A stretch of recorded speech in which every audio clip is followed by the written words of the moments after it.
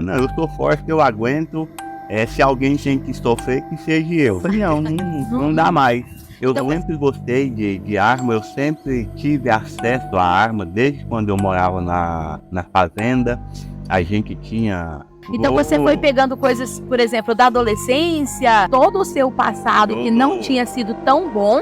Exatamente. E foi montando aquele trailer, aquele filme, e aí aquela pessoa cheia de vida, de alegria, otimista, começou a falar, poxa, não é assim. Naquele momento, você tinha noção do sofrimento que você causaria à sua família? Não pensei.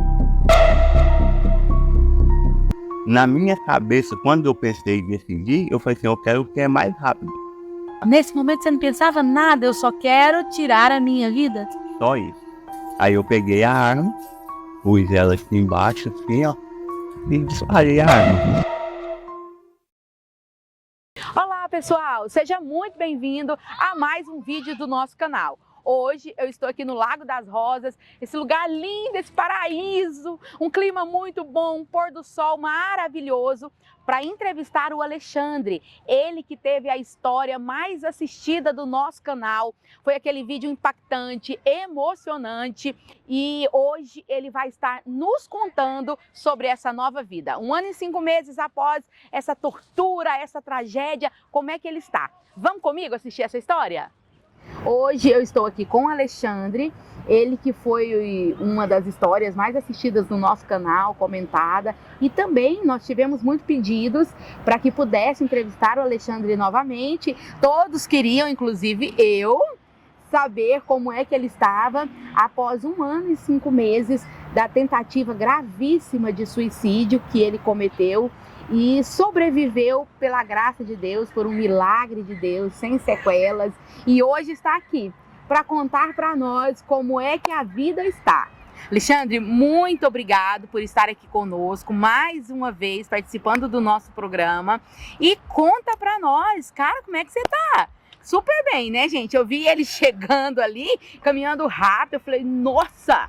Como é que a vida está sendo boa para o Alexandre? Muito obrigado pela sua presença, Alexandre. Boa tarde. Boa tarde a todos. Eu que agradeço novamente o convite, né, de estar aqui no canal conversando com vocês. Igual você falou, 1 ano e 5 meses após aí essa data que é um recomeço na minha vida, uma data marcante. E de lá para cá foi um período longo de recuperação, muitas dificuldades, não que não esteja tendo essas dificuldades ainda, mas como você bem disse, graças a Deus eu estou aqui, né, bem dentro do possível, para contar essa história mais uma vez, recontar essa história agora após esse período aí de 1 ano e 5 meses. Alexandre, nós falamos no vídeo anterior, né? Você que não assistiu, mais uma vez, vai lá assistir, tá marcado aí. Você teve um processo muito difícil das pessoas não confiarem em você, ficarem te vigiando o tempo todo, você sair, eram pessoas ligando, preocupados, com medo de você tentar novamente o suicídio, porque se nós olharmos nas estatísticas, a maioria das pessoas que sobrevivem a tentativas suicidas, elas são recorrentes, né? Elas vão tentar mais e mais até conseguir. Você faz parte de uma outra estatística, daqueles que aproveitam a oportunidade. Como é que foi passar por essa fase tão difícil, da desconfiança das pessoas, do medo das pessoas em relação ao que você faria no processo em que estava melhorando? Você chegou a pensar uma segunda, uma terceira vez sobre se matar?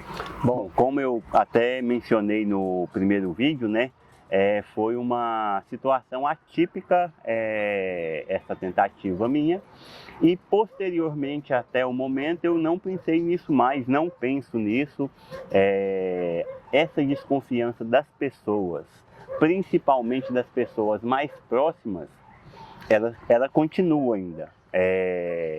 Igual eu falo assim, é mais fácil pessoas que eu não conhecia, que eu não convivia antes, como eu estou convivendo com pessoas que não eram do meu círculo pessoal, do meu círculo profissional, eu estar convivendo com elas hoje é normal. Para elas, eu não sinto nenhum tipo de desconfiança e tal. Algumas perguntam, quando perguntam eu converso abertamente, assim como eu estou aqui conversando com vocês, gravando esse vídeo. Algumas parabenizam pela coragem, pela força, até pela, assim, falar abertamente, que é um detalhe que eu falei que é muito importante as pessoas que tentaram fazer isso de alguma forma, sobreviveu, falar sobre isso para ajudar outras pessoas que pensam, que tentam fazer isso. Como eu falei posteriormente também à gravação do primeiro vídeo, eu recebi uma chuva de comentários no direct do Instagram, Até no pessoas WhatsApp, pedindo né? conselhos, né? Você deu Sim, palestras. pessoas explicando, perguntando, eu expliquei o processo, como que eu cheguei nisso. Outras pessoas que eu nunca imaginei, que era do meu círculo pessoal, me confidenciaram que tentaram também, de alguma forma, o suicídio. Participei de uma palestra numa empresa com uma outra psicóloga que estava fazendo uma palestra sobre o tema, no ano passado ainda. Enfim, então, esse processo. E sobre a desconfiança das pessoas próximas a mim, ainda continua, que eu conhecia antes. As pessoas novas, é normal, é como se nada nunca tivesse acontecido e vida que segue, vamos embora. E eu quero até aproveitar a sua fala para enfatizar para você que está nos assistindo. Talvez a família nunca supere de verdade, né, Alexandre? Talvez esse medo nunca passe, porque você chegou muito perto da morte. Muito, mas muito perto. Eu fui lá, peguei na mão dela e voltei. Literalmente, vocês se cumprimentaram e voltaram. Então, assim, a família que passa por isso, ela fica marcada. Sim. Agora, vamos imaginar a família que perde a pessoa.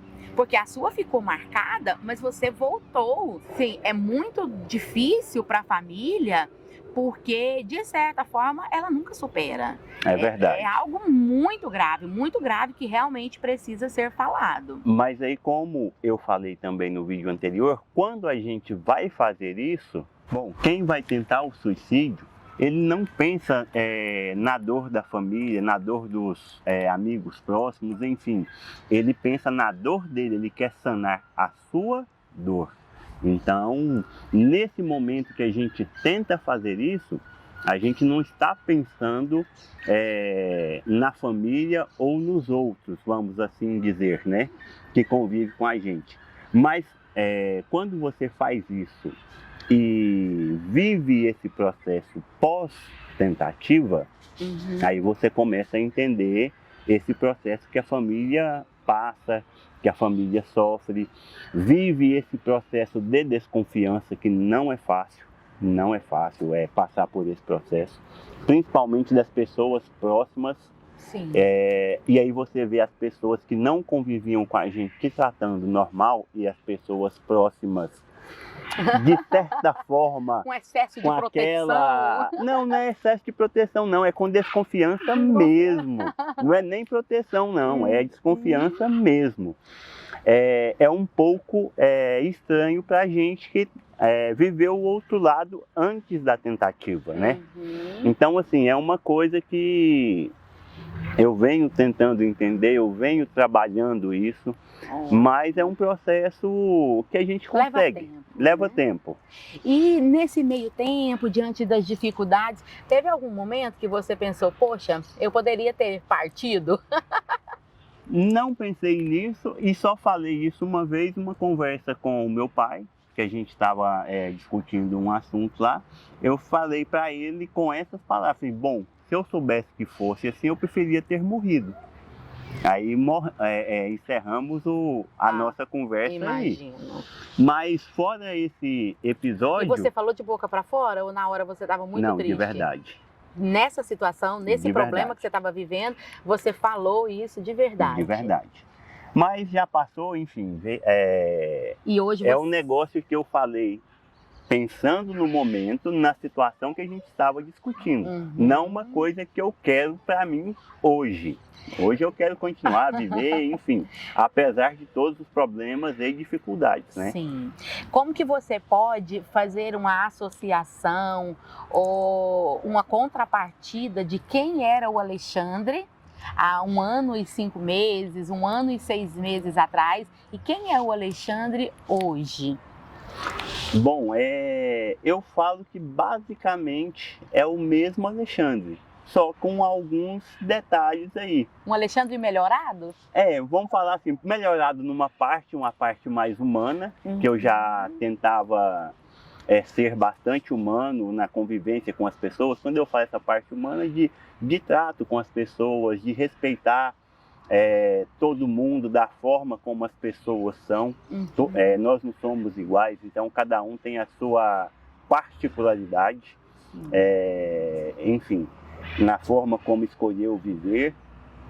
Então eu já tentava fazer isso. Hoje eu consigo entender um pouco mais algumas formas de discriminação, que antes a gente fala, isso é brincadeira, isso é aquilo, mas só quem passa ou quem está passando por uma situação nesse nível, que entende e sente a dor. Então hoje, apesar de eu não importar se brincar, não sei o que, você tentou fazer isso, não sei o que, eu mesmo brinco comigo mesmo, eu faço piada lá enfim, na sala, às vezes o menino está falando, que você tem que ficar com os 2 olhos abertos. No meu caso, já estou em desvantagem. Eu só tenho um agora. Então, essas brincadeiras... Tem um que é só de enfeite. Enfim, mas assim, eu sei que algumas pessoas realmente sentem, quando falam naquele assunto específico dela e tal, por exemplo, no assunto de racismo, de cor e tal, mas fulano e tal, não sei o quê, é ruim para a pessoa porque a gente não sabe o que passou, o que está por trás da história daquela pessoa. Sim. Quando é um amigo e tal, igual eu tenho amigos, falando de cor, negros, que eu chego lá e chamo ele, ô seu preto, ou não sei o quê. Se eu não chegar e chamar ele desse jeito, o que foi? Você está com raiva de mim? Mas é amigos que a gente foi criado junto. Então eu trago isso comigo da mesma forma. Eu não importo, mas eu sei que tem pessoas que importam com isso. E o Alexandre de hoje é um Alexandre que está buscando mais melhorar, trabalhar esse lado psicológico, esse lado de observar mais as coisas, que eu falo assim, às vezes com a correria do dia a dia, a gente não presta tanta atenção nas pessoas que estão ao nosso lado, até para ajudar, para entender se ela chegou um pouco mais triste, o que aconteceu, enfim. Então eu tenho observado um pouco mais esse aspecto. Então eu falo que eu, com tudo que aconteceu, eu acabei melhorando um pouco, sim. Ótimo, e essa é a intenção, lógico, né? Alexandre, antes do acontecido, né? Você morava aqui na capital, era um homem badalado, ia muito em festas, né? Em eventos, vivia numa sociedade, né? Classe média alta. Sim. Como é que tá a sua vida hoje? O que você faz? No que você trabalha? Onde você mora? Bom, agora... Posteriormente, eu fiquei um tempo no apartamento do meu pai, em recuperação, fiquei lá sem trabalhar, e agora, de maio, junho deste ano, eu estou no interior, na casa dos meus avós, estou trabalhando, fazendo algumas coisas, nada fixo, né? Mas estou retomando aí essa vida profissional. Tem um certo preconceito por parte dos contratantes, quando a gente chega e conversa, que eu falo que eu não tenho um olho, e aí a gente fala da questão, às vezes, da dificuldade para ler, que eu fiquei no outro olho, que é bom, mas eu já tenho um problema de vista de nascença. Então, se você me der hoje uma folha A4 impressa, eu não consigo ler. Ah, sim. Agora, se você estiver no computador, eu consigo ler que eu amplio ela um pouquinho, tal, a internet eu amplio a tela, diminuo, então... Então você ficou com o lado... A vista direita, mas ela é pouca também. ela é tem uns reduzida. 70%, 75%. Eu não consigo ler uma folha A4. Mas eu mexo no meu celular, eu aumentei um pouquinho, ampliei as letras. Então eu mexo no celular normal, tudo. Mas alguns contratantes não entendem isso. Não entende isso. Ele acha que a gente não tem a capacidade para poder desenvolver as atividades. Então, é uma das barreiras que eu estou encontrando na minha situação. Porque a vista que era boa era a esquerda e essa eu perdi na tentativa de suicídio. E quando você vai buscar por trabalho e você fala que só tem um olho, a pessoa também já quer saber como é que você perdeu esse outro olho. Sim. Quando você fala sobre a história, você já não é aquela pessoa confiável. Exatamente. Como uma outra pessoa que nunca passou por isso. Já vem ali a gente já fica estampado no rosto da pessoa, seja ele um empresário ou a recrutadora que está fazendo o processo seletivo, já rola ali um certo preconceito automático. Você não está dentro do padrão normal, né? Que a empresa busca. Exatamente. Mas quando isso acontece, alguns trabalhos que eu estou fazendo de forma home office, digital, normal. Passo o trabalho, passo a demanda, eu vou lá, concluo essa demanda, entrego o pessoal, tem uns que elogiam, agradece e tal, até a questão da agilidade. Sim. Porque eu pego para fazer, eu sento ali no meu computador, é algo que você lá faz e tal, há muito tempo. Já é normal. Para mim é normal fazer aquilo. Aí quando a pessoa, às vezes, já aconteceu alguns casos da pessoa descobrir, eu falo, mas você fez isso, como você dá conta de me entregar o trabalho desse jeito? Foi uma coisa, não tem nada a ver com a outra. Uma coisa é o Alexandre lá na pessoa física dele, na vida pessoal dele. Outra coisa é o Alexandre aqui na vida profissional. Claro. Tanto que agora, recentemente, em julho, eu renovei a minha habilitação, a minha CNH. Passou no psicotécnico? Não fiz o psicotécnico. Não precisou. Né? Como era só renovação, mas eu precisei fazer o de vista lá e tal. Passei, tirei minha CNH, renovei minha CNH. Tem uma restrição de... lá eles falam, quando a gente só tem uma vista, se chama visão monocular. Ah, sim. Tem lá, eu só posso dirigir com óculos, então tem que ter um corretor de visão, que no caso é o óculos, mas eu posso dirigir. E eu vim do interior para cá hoje dirigindo tranquilo, normal. Aí eu voltando na questão da desconfiança, os carros dos meus tios, do meu pai, eles não deixam eu dirigir. E antes você dirigia qualquer um deles? Dirigia qualquer um. Hoje eles não deixam. Eu sei que é por essa situação. E quando eu pego o carro lá e vou sair, eu falo, mas você vai dirigir? Eu falo, o que tem? Não tem nada a ver. Mas eu sei que é por isso. E você entende ele? Entendo isso, essa situação. E hoje você é mais calmo por morar no interior? Sua vida é mais tranquila? Como é que é? Não, eu sou calmo sempre, né? Independente da localidade. Mas lá, até pela questão, a forma da cidade, é mais tranquilo e tal, mas não foi por isso que eu fui para lá. Foi mesmo por uma questão financeira. De não estar trabalhando e tal, para me manter, que era mais complicado. Então, aqui eu não estava trabalhando, não tinha renda. Lá eu consigo ficar na casa do meu avô. Como se diz, pelo menos casa e comida eu já tenho. Ótimo, né? O que eu faço dá para me ir sobrevivendo até eu conseguir reorganizar, me restabelecer, mas a previsão é que eu fique lá até o final do ano, a minha previsão, né? Sim. Estou buscando trabalho aqui, fazendo alguns contatos já, para eu voltar para cá. Eu quero voltar para Goiânia. Eu, assim, lá é uma cidade pequena, até brinco com o pessoal lá que dá 6 horas, não fecha, não é o comércio, fecha a cidade, não tem nada para fazer. Não entra, não sai. Não tem ninguém, as ruas desertas, enfim. Então, tá sendo um retiro para você. E aí eu sinto falta desse movimento. Aí eu venho para cá, às vezes final de semana, quase todo final de semana eu tenho vindo. Afinal, depois que eu saí da fazenda, eu vim para Goiânia em 2000, nunca mais eu saí de Goiânia. Então, foram 20 e poucos anos vivendo aqui nessa correria, nesse movimento, então a gente sente falta. Sim. Alexandre, e nas redes sociais? Você é movimentado, você faz suas postagens ou você acalmou mais, quietou em relação às redes sociais? Com relação a sair, essas coisas, nem tanto, porque como eu estou falando, na cidade não tem muita coisa. Mas eu continuo nas redes sociais com relação à atividade física, que eu gosto bastante de esporte. Então eu continuo fazendo rapel, participando dos rapéis, gosto muito de esporte, de andar de bicicleta, continuo andando de bicicleta.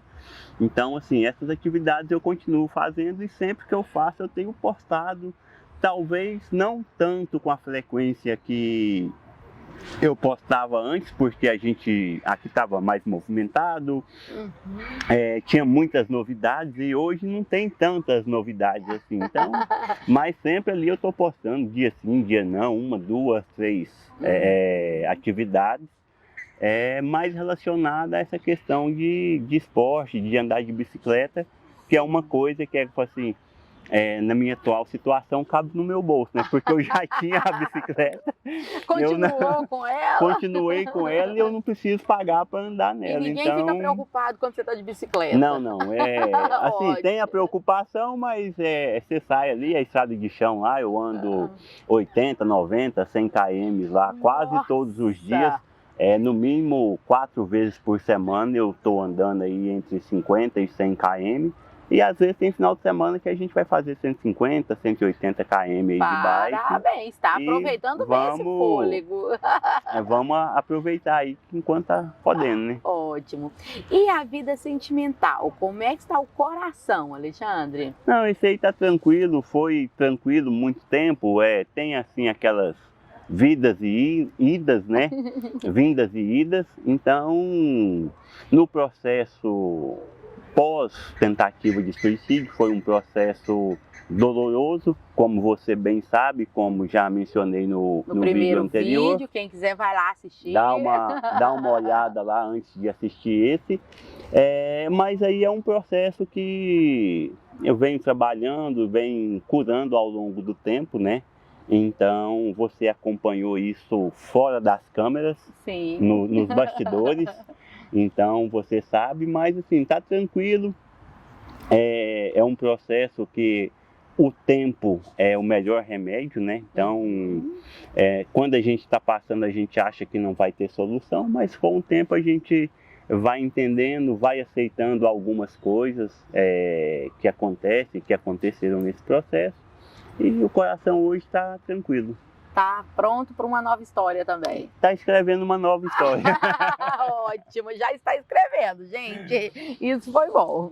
Alexandre, antes de passar por essa situação, você provavelmente tinha uma definição, um contexto sobre o suicídio.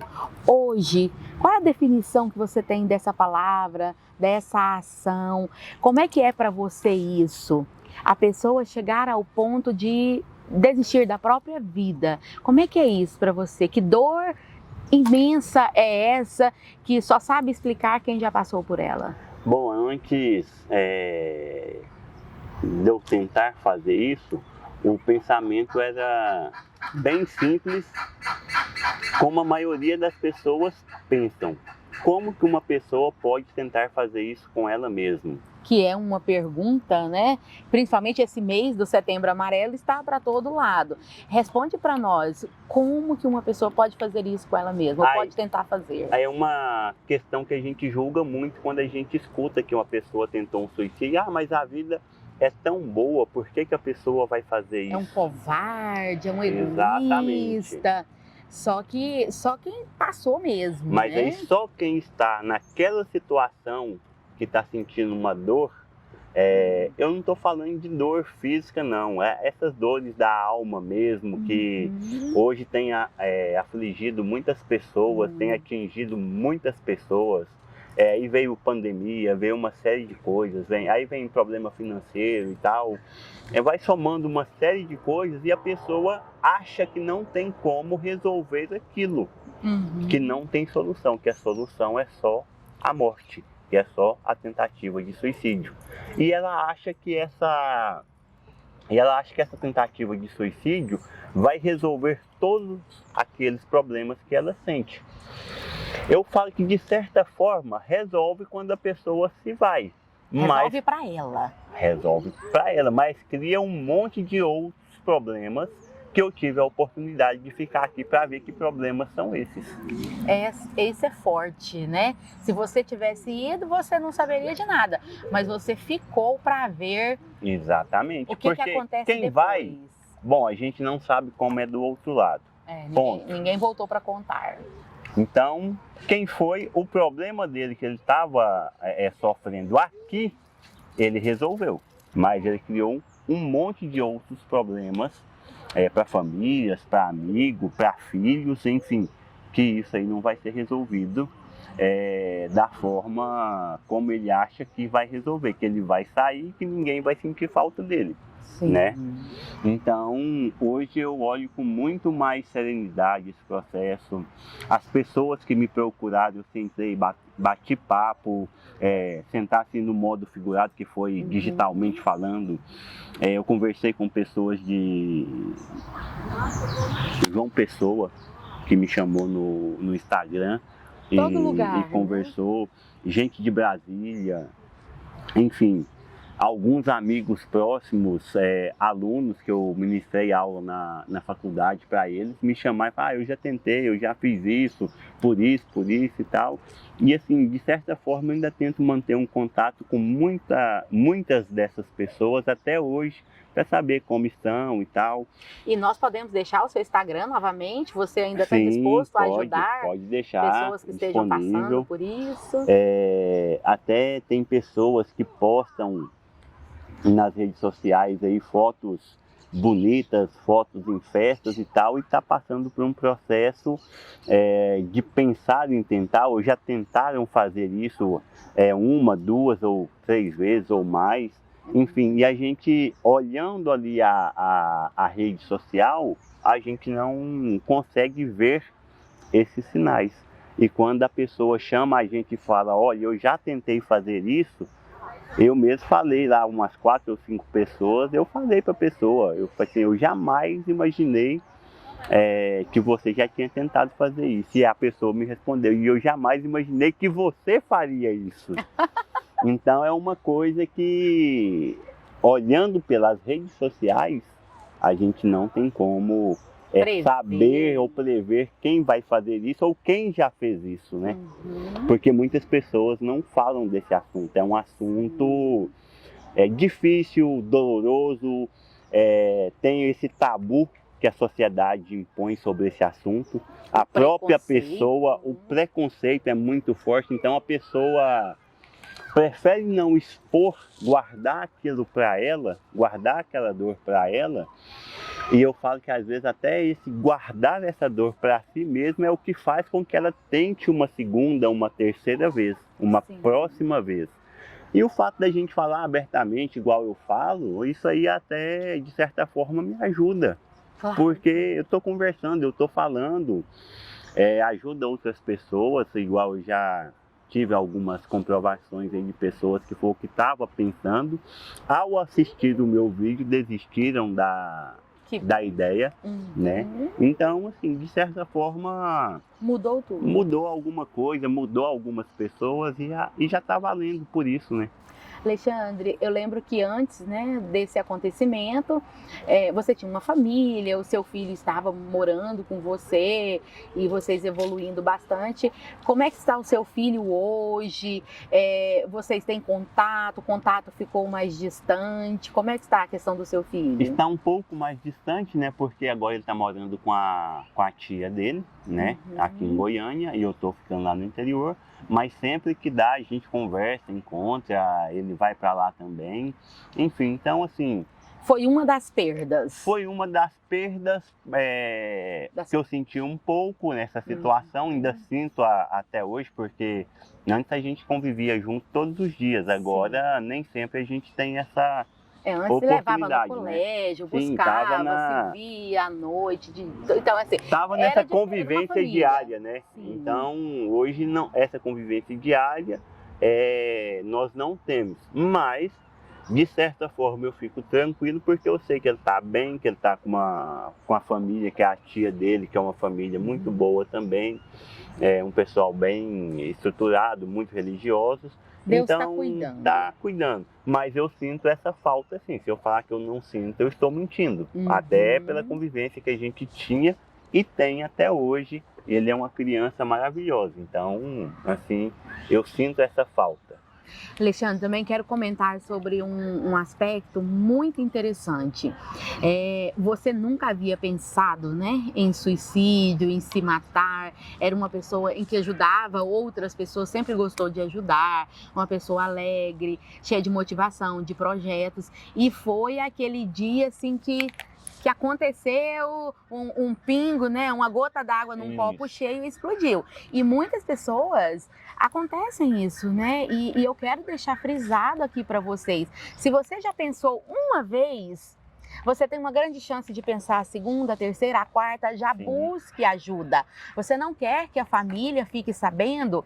Busque um profissional. Hoje em dia, né, essa acessibilidade do digital é muito grande. Então você encontra terapeutas digitais, online. Também tenho divulgado nas minhas redes sociais que tem o CVV, que é muito antigo. Eu já trabalhei no CVV, já fui voluntária. E é um canal aberto 24 horas para você que está se sentindo sufocado, está em depressão, numa crise de pânico, de ansiedade, pensando em se matar. Vai lá.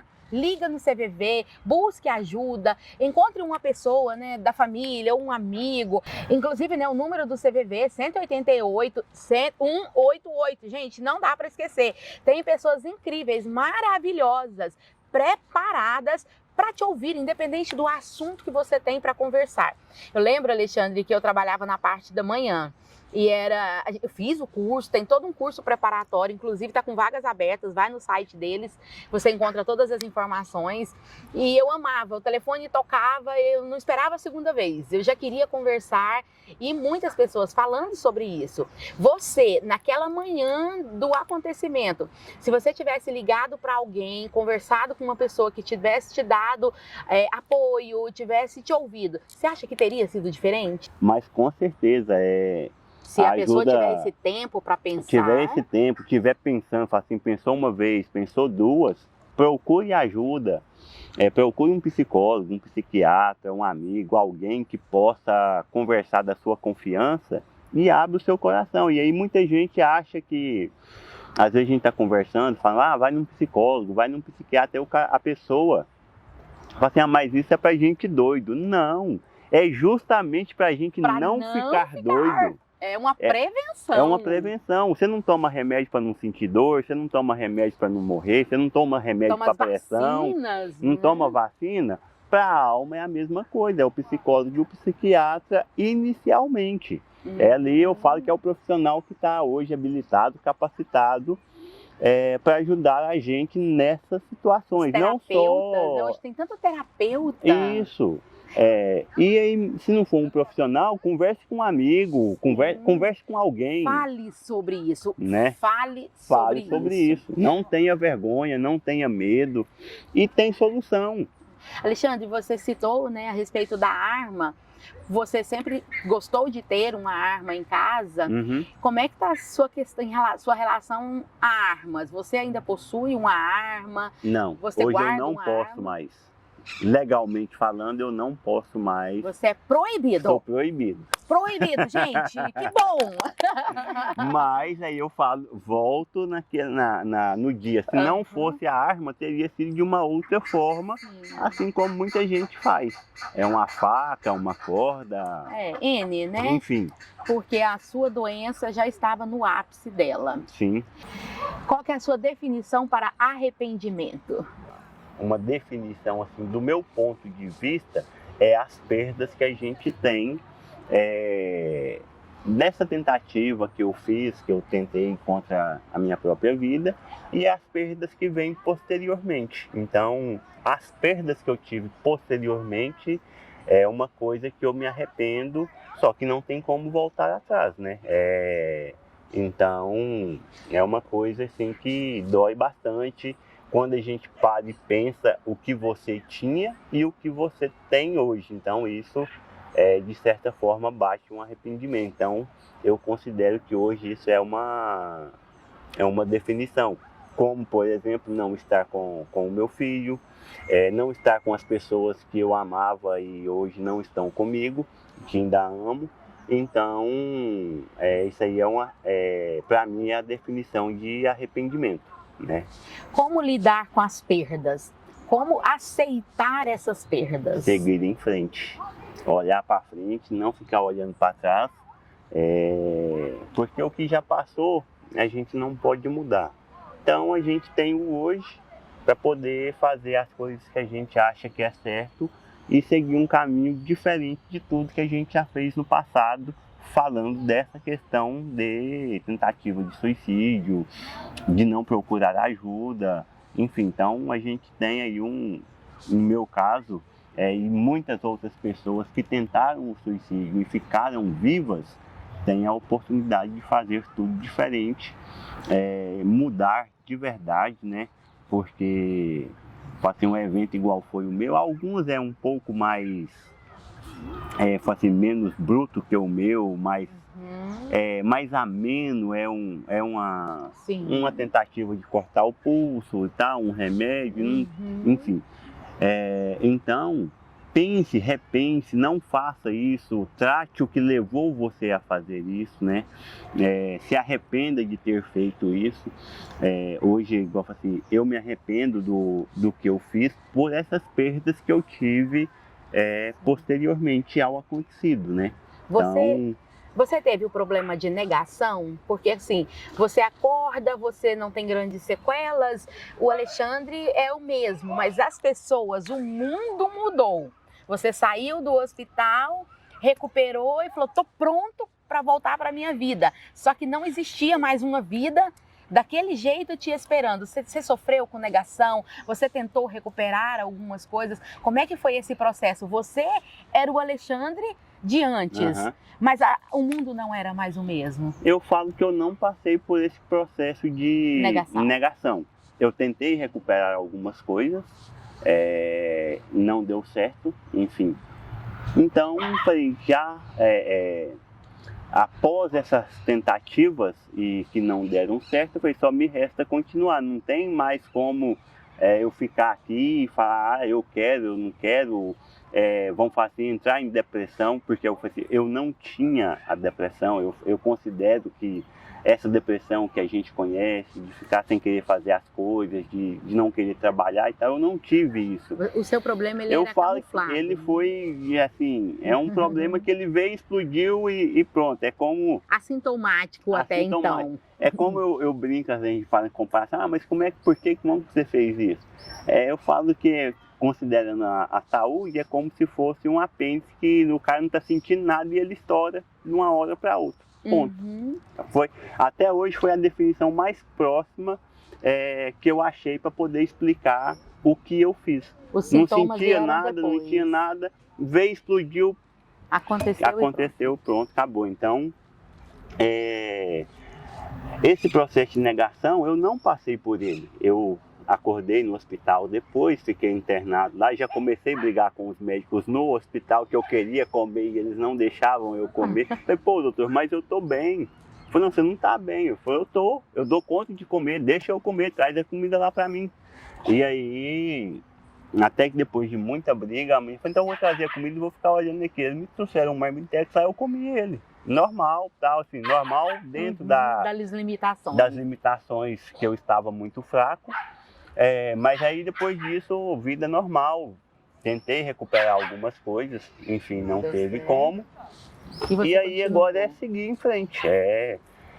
Buscar uma vida nova, igual eu falo assim, buscando um trabalho, buscando uma outra reabilitação, voltar a trabalhar e seguir em frente. E o que você fez com aquele brinquedinho, né, que você colocou dentro da sua cabeça? O que você fez? Você guardou de lembrança, de recordação? Tá com meu pai.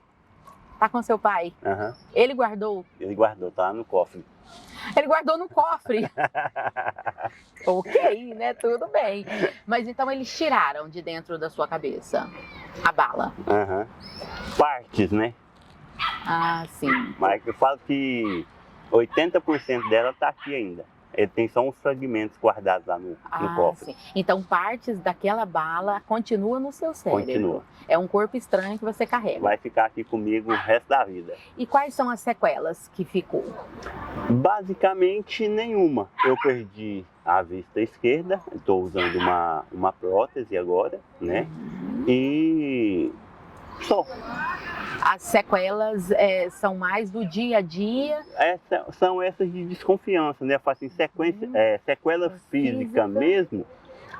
A que mais me atrapalha hoje é a questão da vista esquerda, que era a minha vista melhor. Ficou uma pontinha da língua que eu perdi. Tem alguns dentes aqui que eu preciso fazer um implante, reorganizar. Eu estive olhando já, fazendo os orçamentos, fica aí uns 50 a 60 mil reais. Então eu ainda não tenho esse dinheiro no momento. Então é uma coisa que não me incomoda. Assim, algumas pessoas, como é que dá conta? Eu falei, cara, pra mim é normal, não tá tudo certo. Eu sei que algumas pessoas ficam incomodadas e tal, quando eu converso e tal, mas eu sorrio do mesmo jeito, enfim. Cada um que lide com seus problemas. Eles que se virem com o problema deles para comigo. De te aceitarem do jeito que você é. Então você hoje está disponível para esse chamado que Deus tem com a sua vida que você ainda não descobriu. Sim, mas tá. se as pessoas que estão nos assistindo quiser convidar você para dar uma palestra em escola, faculdade, empresa, em igrejas, comunidades, você quer viver esse propósito? Só entrar em contato comigo, vou com o maior prazer do mundo. Não tenho problema de falar sobre isso. Que você não quer falar? Falei, não, se você não quiser falar, eu te respeito. Eu não tenho problema em falar sobre isso. E você cobra para dar essas palestras, para contar a sua história? As que eu fiz até hoje foi sem remuneração, mas se quiser remunerar, não tem problema. Se tiver algum coração bondoso que quiser te ajudar aí nessas próteses dentárias. Não tem problema, até porque, igual foi assim, os raios-x que eu fiz e tal, para mim ter pelo menos uma noção do que eu preciso fazer, é em torno de 50 a 60 mil reais inicialmente. Sim. Aí depois que fizer e tal, então se tiver uma remuneração, excelente. Se tiver não tiver coração também, bondoso vamos e uma conta lá, bancária cheia, mas de todo jeito. Até hoje eu ainda não recebi para fazer isso. Então, com gratificação ou não, você quer viver o propósito da vida. Algum. Que seja para uma pessoa, para 50 ou para 1000. Num direct. Não tem problema. Se vocês quiserem saber, vai lá no primeiro vídeo para saber o que eu fiz e como eu fiz, né? Então, não façam isso, não façam de outra forma, faça isso que a gente está falando, procure ajuda, converse com alguém, abra esse coração aí, vamos falar sobre o assunto, vamos nos conscientizar e conscientizar outras pessoas também, né?